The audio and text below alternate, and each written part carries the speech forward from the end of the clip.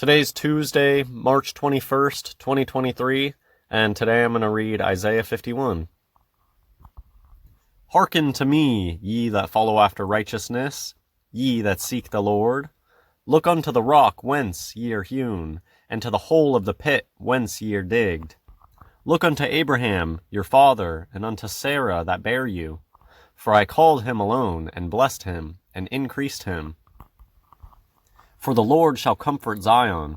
He will comfort all her waste places, and he will make her wilderness like Eden, and her desert like the garden of the Lord. Joy and gladness shall be found therein, thanksgiving and the voice of melody. Hearken unto me, my people, and give ear unto me, O my nation. For a law shall proceed from me, and I will make my judgment to rest for a light of the people. My righteousness is near, my salvation is gone forth, and mine arm shall judge the people. The isles shall wait upon me, and on mine arm shall they trust. Lift up your eyes to the heavens, and look upon the earth beneath. For the heavens shall vanish away like smoke, and the earth shall wax old like a garment, and they that dwell therein shall die in like manner. But my salvation shall be forever, and my righteousness shall not be abolished. Hearken unto me, ye that know righteousness, the people in whose heart is my law. Fear ye not the reproach of men, neither be ye afraid of their revilings. For the moth shall eat them up like a garment, and the worm shall eat them like wool.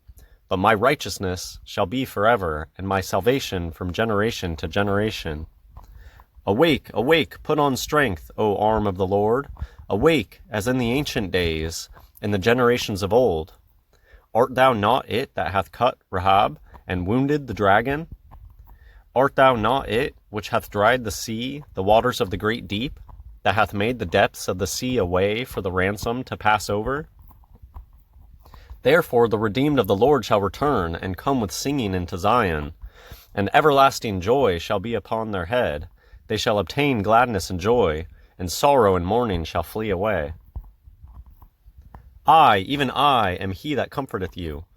Who art thou, that thou shouldest be afraid of a man that shall die, and of the Son of Man, which shall be made as grass? And forgettest the Lord thy Maker, that hath stretched forth the heavens, and laid the foundations of the earth, and hast feared continually every day because of the fury of the oppressor, as if he were ready to destroy. And where is the fury of the oppressor? The captive exile hasteneth that he may be loosed, and that he should not die in the pit, nor that his bread should fail. But I am the Lord thy God, that divided the sea, whose waves roared. The Lord of hosts is his name. And I have put my words in thy mouth, and I have covered thee in the shadow of mine hand, that I may plant the heavens, and lay the foundations of the earth, and say unto Zion, Thou art my people. Awake, awake, stand up, O Jerusalem, which hast drunk at the hand of the Lord the cup of his fury. Thou hast drunken the dregs of the cup of trembling, and wrung them out. There is none to guide her among all the sons whom she hath brought forth, neither is there any that taketh her by the hand of all the sons that she hath brought up. These two things are come unto thee. Who shall be sorry for thee? Desolation and destruction, and the famine, and the sword. By whom shall I comfort thee? Thy sons have fainted, they lie at the head of all the streets, as a wild bull in a net. They are full of the fury of the Lord, the rebuke of thy God. Therefore hear now this, thou afflicted, and drunken, but not with wine. Thus saith thy Lord, the Lord, and thy God that pleadeth the cause of his people. Behold, I have taken out of thine hand the cup of trembling, even the dregs of the cup of my fury. Thou shalt no more drink it again. But I will put it into the hand of them that afflict thee, which have said to thy soul, Bow down, that we may go over. And thou hast laid thy body as the ground, and as the street to them that went over.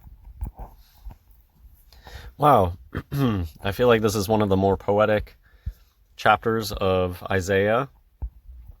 And in just a few chapters, we're getting to possibly the most important chapter of Isaiah, 54. Or, not 54, 53. Chapter 53 of Isaiah is very specifically talking about Jesus Christ. And I've definitely noticed the number 53 comes up a lot. Just one that comes up on the top of my head. Apparently in basketball, the number 53 ends up being like a very big number for defensive players in basketball. And I think it's interesting just because there's this 53 connection to Jesus. Jesus saves. And then this kind of strange thing about the number 53 with basketball players and on defense specifically, because you think of them saving.